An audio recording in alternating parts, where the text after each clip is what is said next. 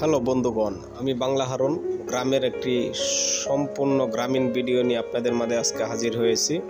আপনারা এই ভিডিওতে দেখতে পাচ্ছেন আমি ধান লাড়তাছি। আমার যে বন্ধে জমি রাখা হয়েছে সেই জমিতে ধান হয়েছে। সেই ধানগুলো আমি এখানে সিদ্ধ ধানগুলো রোদরে শুকানোর চেষ্টা করতেছি। রোদ, প্রচণ্ড রোদ, এত রোদ মানে রোদের মধ্যে আধা ঘন্টা দাঁড়ায় থাকা যায় না। এই ভিডিওটা পোস্ট করতে একটু লেট হয়ে যাবে, প্রায় মাসেক কানি বিভিন্ন কাজের চাপে এডিট করতে দেরি হয়ে গেল। তো ভিডিওটা কিন্তু আর 1 মাস আগের। এখন তো বর্ষাকাল চলতেছে, সারা দেশে বর্ষা, এখন তো আর ধান শুকানোর সময় না, আর এখন ধান ভিজাও নাই। আমরা ধান আগেই শুকাই নিয়েছি। এবার ধানও মাশাল্লাহ ভালো হয়েছে, ফলন ভালো হয়েছে, দিনটাও ভালো ছিল। ধানগুলা কাটার সাথে সাথে একেবারে শুকাইয়া সম্পূর্ণ করা হয়েছে। তো এখানে আমি আজকে প্রায় 3টা উঠানে আমাদের ধান দেওয়া হয়েছে। সামনের একটা উঠান আর পিছনে আর একটা উঠান, আর এখানে আমি দিতেছি মাঝখানের উঠান। তো সামনেরটায় আমার মা আছে, পিছারটা আমার বাবা আছে, মাঝখানেরটায় আমি। তো এখানে ধানগুলা দিতেছি। প্রচণ্ড রোদ, এত ঘাম শরীরের, আমি মানে কি বলবো, 15-20 মিনিট পর পর আইসা ঘাম মুছতে হয়, পুরা ঘাম দিয়ে গোসল করার মতো এই অবস্থা।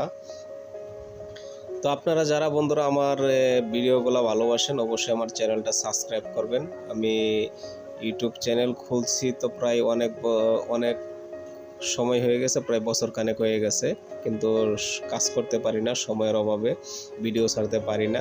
এখন থেকে নিয়মিত চেষ্টা করব ইউটিউবে ভিডিও দেওয়ার, এবং আমার যে ফেসবুক পেজটা আছে ওইটার মধ্যে ভিডিও দেওয়ার। আমি এখন থেকে চেষ্টা করতেছি যেন একটা পেজ অন্তরপক্ষে আমি দাঁড়া করাইতে পারি।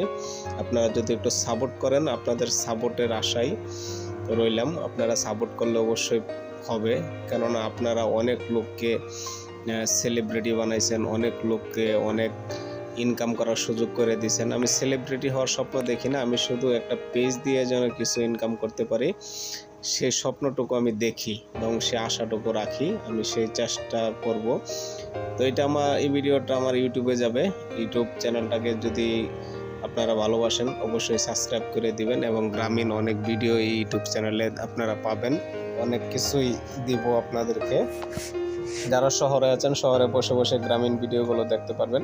আমার পাগল ছেলেটা আমার কাছে চলে আইলো। আমার ছেলেটা আমাকে মানে এত ভালোবাসে, বলে বোঝানোর মতো না।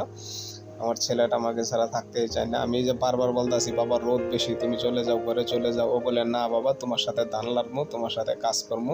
মানে কাজের প্রতি যে ওর এত আগ্রহ, মানে কি বলবো, ও কাজ করতে চায়, খালি কাজ করতে চায় আমার সাথে, দাদার সাথে, মানে আমার বাবার সাথে। আমার মা সামনের উঠান থেকে ধান লাইরা চলে আসলো। তো মা সামনে উঠানের লাইরা বলতেছে যে মার একটু পায়ের সমস্যা আছে, মা অসুস্থর মধ্যে মা অনেক কাজ করে। তো আমি অনেক কষ্ট, এত ঘাম শরীরে, দেখেন কি পরিমাণ ঘাম, এত